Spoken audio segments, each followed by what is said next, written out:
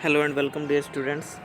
ये कक्षा 10 की वर्कशीट नंबर 50 है जो आज 2 नवंबर 2020 को आई है। और आज का हमारा टॉपिक है वृत्त के त्रिज्यीय खंड का क्षेत्रफल। तो वीडियो स्टार्ट करने से पहले कोविड-19 के संदर्भ में कुछ संदेश जो हमारी वर्कशीट में डेली की वर्कशीट में आता है उसको भी रीड कर लेते हैं। 2 गज अथवा 6 फीट की आवश्यक दूरी का पालन करें तथा अपने आप को सेफ तथा सुरक्षित रखें। अपने हाथों को बार बार नियमित समय पर धोते रहें। तो आइए वीडियो शुरू करते हैं।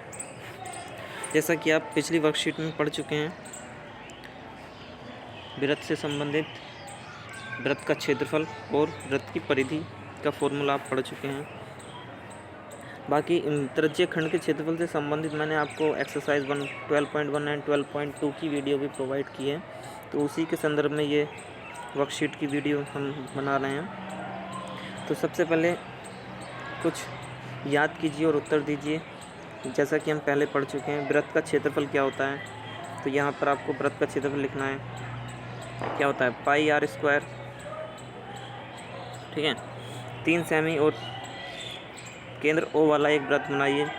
केंद्र में 60 डिग्री का कोण बनाते हुए इसकी 2 त्रिज्याएं बनाइए। पूरे वृत्त का केंद्रीय कोण बताइए। तीसरा पॉइंट है पूरे वृत्त का केंद्रीय कोण बताइए। तो बेटा पूरे वृत्त का केंद्रीय कोण होता है 360 डिग्री। आगे देखिए, आगे है त्रिज्यीय खंड। वृत्त का वह भाग होता है जो 2 त्रिज्याओं एवं एक चाप से घिरा होता है। त्रिज्यीय खंड वृत्त का वह भाग होता है जो 2 त्रिज्याओं एवं एक चाप से घिरा होता है। यहाँ पर देखिए इस चित्र में दिखाया गया है 2 त्रिज्याएं इधर की खींची हुई है और एक इधर खींची हुई है और इधर ये वाला चाप है। तो ये जो भाग होता है ये हमारा त्रिज्यीय खंड कहलाता है। और जो ये परिधि जो होती है ये इसका चाप कहलाता है। ऐसे ही आगे देखिए, अर्धवृत्त और चतुर्थांश 2 विशेष प्रकार के क्षेत्र हैं। अर्धवृत्त तब बनता है जब बीच में जीवा केंद्र से होकर जाती है, तो ये अर्धवृत्त होता है। चतुर्थांश होता है वृत्त का 1/4 भाग, चतुर्थांश कहलाता है।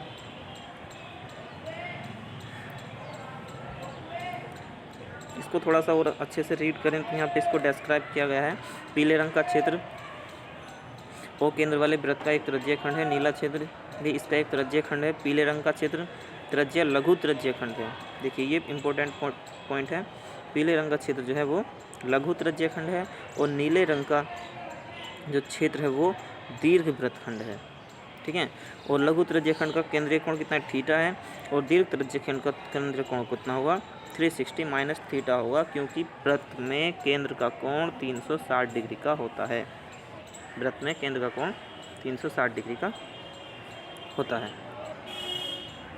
आगे देखिए, त्रिज्यीय खंड का क्षेत्रफल निकालने का फॉर्मूला हमने आपको पिछली वीडियो में भी बताया है जब एक्सरसाइज 12.2 करवाई है, और यहाँ भी लिखा हुआ है कि त्रिज्यीय खंड का क्षेत्रफल होता है। देखिए ये पॉइंट है, इसमें 2-3 लिखे हुए। ये वाला पॉइंट है, एक ये वाला पॉइंट है और एक ये वाला पॉइंट है। 3 पॉइंट है। जब केंद्रीय कोण का माप 360 डिग्री होगा, जब केंद्रीय कोण का माप 1 डिग्री होगा और जब केंद्रीय कोण की माप थीटा डिग्री होगी। तो 360 के लिए तो हमारा वही हो जाता है, क्योंकि पूरा वृत्त हो जाएगा तो पाई आर स्क्वायर हो जाएगा। जब 1 डिग्री माप होगी तो 1/360 लिखेंगे, और जब थीटा डिग्री माप होगी तो थीटा अपॉन 360 लिखेंगे। ठीक है। और दीर्घ त्रिज्यीय खंड का क्षेत्रफल क्या होगा? पूरे वृत्त के क्षेत्रफल में से अगर हम लघु त्रिज्यीय खंड का क्षेत्रफल माइनस कर देंगे तो फिर दीर्घ त्रिज्यीय खंड का क्षेत्रफल हमारे सामने आ जाएगा। आगे देखिए, ये नोट पॉइंट भी समझ लीजिए कि जब तक कहा ना जाए तब तक हमारा त्रिज्यीय खंड लिखने से हमारा तात्पर्य सिर्फ लघु त्रिज्यीय खंड ही होता है। ठीक है। देखिए दैनिक जीवन से संबंधित कुछ उदाहरण दिए गए हैं जो त्रिज्यीय खंड की फॉर्म में होते हैं, है ना। ये पाई चार्ट है। यहाँ पर ये डायग्राम के द्वारा समझाया गया है दीर्घ त्रिज्यीय खंड और लघु त्रिज्यीय खंड क्या होते हैं। अच्छा, दीर्घ का मतलब ही अपने आप में बड़ा होता है, अर्थात जो बड़ा खंड होगा वो दीर्घ कहलाएगा, जो छोटा खंड होगा वो लघु कहलाएगा। आगे एक यहाँ पे ये उदाहरण दिया हुआ है, इसको आप कर लेंगे। कोई आपको प्रॉब्लम हो तो आप इसको क्वेश्चन को पूछ सकते हैं। उदाहरण नंबर 2, उदाहरण नंबर 3 सिमिलरली इसी तरह से हैं ये, इनको आप आसानी से कर पाएंगे। आइए उदाहरण नंबर उदाहरण नंबर जो 3 दिया हुआ है, ये बहुत इंपॉर्टेंट उदाहरण है। इस टाइप का क्वेश्चन एग्जाम में आ जाता है, इसलिए इसको तो आप ध्यान से कर लें। और इस पर आधारित अब मैंने क्वेश्चंस भी आपको वीडियो में कराया था, लास्ट वीडियो में, आप उसको भी ठीक से देख सकते हैं। इसके बाद देखिए इसका स्वयं प्रयास कीजिए का फर्स्ट क्वेश्चन है, त्रिज्या 4 सेमी वाले एक वृत्त के त्रिज्य खंड का क्षेत्रफल ज्ञात कीजिए जिसका कोण 30 डिग्री है, साथ ही संगत दीर्घ त्रिज्य खंड का क्षेत्रफल भी ज्ञात कीजिए। बेटा ये क्वेश्चन भी आपको आपकी बुक में है, एग्जाम्पल दिया हुआ है, चलिए लेकिन फिर भी इसको हम देख लेते हैं। तो देखिए पहला क्वेश्चन है,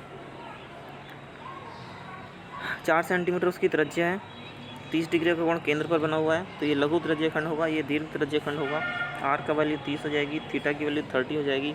लघु त्रिज्य खंड का क्षेत्रफल pi R square theta upon 30, theta की वैल्यू 30 है, वैल्यू पुट करेंगे, सिंप्लीफाई करेंगे तो कितना आ जाएगा, ये 4.19 सेंटीमीटर स्क्वायर। अब हमें दीर्घ त्रिज्य खंड का क्षेत्रफल चाहिए, तो वृत्त का क्षेत्रफल यानी कि पाई आर स्क्वायर माइनस लघु त्रिज्य खंड का क्षेत्रफल 4.19, इसको सिंप्लीफाई करेंगे, ये आ जाएगा 50.24, ये आ जाएगा 4.19 और इसको माइनस करेंगे तो आ जाएगा 46.05 सेंटीमीटर स्क्वायर। तो लघु त्रिज्य खंड का क्षेत्रफल तो ये आ गया और दीर्घ त्रिज्य खंड का क्षेत्रफल ये आ गया, यही हमसे इसमें क्वेश्चन में पूछा गया था। आइए अब देख लेते हैं क्वेश्चन नंबर 2। क्वेश्चन नंबर 2 कह रहा है, एक वृत्त के चतुर्थांश का क्षेत्रफल ज्ञात कीजिए जिसकी त्रिज्या 2 सेंटीमीटर है। देखिए बच्चों कितना अच्छा क्वेश्चन है। चतुर्थांश बना लिया ये हमने, चतुर्थांश में थीटा की वैल्यू ऑलवेज 90 डिग्री होती है, थीटा की वैल्यू 90 डिग्री होती है। त्रिज्या हमें दी हुई है 2 सेंटीमीटर, तो त्रिज्य खंड का क्षेत्रफल वही formula theta upon 360, value put करेंगे ना, तो आर की वैल्यू 2 है तो 2 दूनी 4 हो जाएगा। 90 से 360 को डिवाइड किया 1/4 आया, 4 से 4 कट गया, बचा गया पाई, और पाई की वैल्यू कितनी होती है 3.14 सेंटीमीटर स्क्वायर। तो त्रिज्य खंड का क्षेत्रफल कितना आ गया 3.14 सेंटीमीटर स्क्वायर।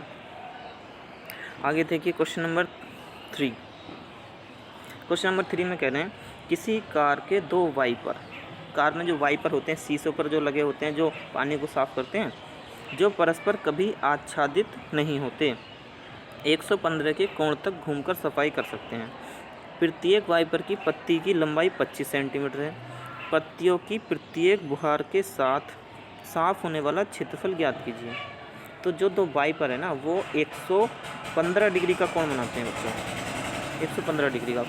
सोचो वाइपर कैसा होगा। मैंने बोला कि वाइपर मेरा ये है, अब ये यहाँ पर अगर फिक्स है तो ये घूम के कहाँ तक जाएगा, ये घूम के यहाँ तक आ जाता है, इस तरह से घूम जाता है ये, है ना, इस तरह से घूमता है। तो ये यहाँ पर कितना डिग्री का कोण बना रहा है, ये 115 डिग्री का कोण बना रहा होगा, ठीक है। तो ये हमारा क्या बन जाएगा, ये भी एक त्रिज्यीय खंड हो जाएगा, ये भी एक त्रिज्यीय खंड हो जाएगा। तो ये एक वाइपर का हो गया। ऐसे ही दूसरा वाइपर भी होगा, वो भी 115 डिग्री का कोण बना रहा होगा। अच्छा, वाइपर की जो पत्ती है उसकी लंबाई 25 सेंटीमीटर है, इसका मतलब जो इसकी त्रिज्या है ना, ये वाली बेटा, तो ये 25 सेंटीमीटर होगा, ठीक है। तो आइए इसका सॉल्यूशन देखते हैं।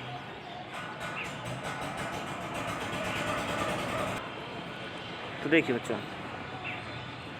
देखिए क्वेश्चन वही है, किसी कार के 2 वाइपर परस्पर कभी आच्छादित नहीं होते, प्रत्येक वाइपर की पट्टी की लंबाई 25 सेंटीमीटर है और 115 डिग्री के कोण तक घूमकर सफाई कर सकता है। पट्टियों की प्रत्येक बुहार के साथ जितना क्षेत्रफल साफ हो जाता है वह ज्ञात कीजिए। हमें क्षेत्रफल बताना है। तो वाइपर की लंबाई का मतलब त्रिज्या कितनी 25 सेंटीमीटर, थीटा कितना 115 डिग्री।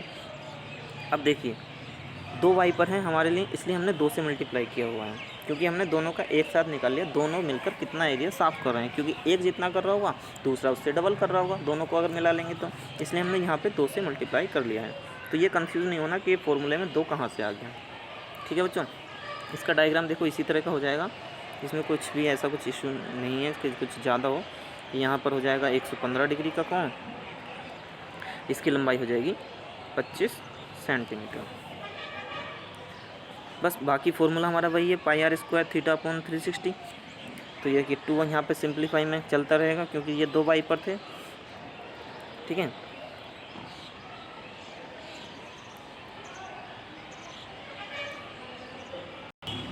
ठीक है बच्चों। तो यहाँ पे हमने पाई की वैल्यू रख दी। पाई की वैल्यू कितनी होती है 22/7। यहाँ पे 7 में से बच्चा 7 यहाँ पे आप लिख लेना, 7 गुणा 360 हो जाएगा ये। तो पाई की वैल्यू 22/7 आ जाएगी। आर की वैल्यू 25 आ जाएगी। 115 डिग्री का कोण था और साथ में 360 नीचे अपन में आता है। तो इसको सिंप्लीफाई करेंगे तो ऊपर आ जाएगा, मल्टीप्लाई करने के बाद ना नीचे मल्टीप्लाई करने के बाद इतना आ जाएगा। इसको थोड़ा सा और सिंप्लीफाई किया होगा, है ना, तो 2 से यहाँ से सिंप्लीफाई किया होगा इसको 252 को, तो ये 126 आ जाएगा। तो ये यहीं तक सिंप्लीफाई हो रहा था, इसने इसको यहीं छोड़ दिया है। अदरवाइज़ आगे अगर हम इसको और सिंप्लीफाई करेंगे तो वैल्यू फिर हमारी पॉइंट में आएगी। तो यहाँ भी हम इसको छोड़ सकते हैं। तो ये हमारा इसका आंसर हो जाएगा कि दोनों वाई पर मिलने के बाद 1,58,125/126 सेंटीमीटर स्क्वायर का एरिया जो होगा वो साफ़ कर सकते हैं। तो आशा करता हूँ आपको आज की ये वीडियो समझ में आई होगी। तो इस वीडियो में बेटा इतना ही था, वृत्त के त्रिज्याखंड का क्षेत्रफल। इससे रिलेटेड आप और क्वेश्चंस एक्सरसाइज 12.2 से भी कर सकते हैं, जो कि मैंने आपको वीडियो इसकी भी प्रोवाइड करा दी है। तो आज की वीडियो में इतना ही। वीडियो अच्छी लगे तो वीडियो को लाइक कर लें और चैनल को सब्सक्राइब कर लें, ताकि आपको अगली वर्कशीट की वीडियो भी समय पर मिल पाए। Okay, thank you.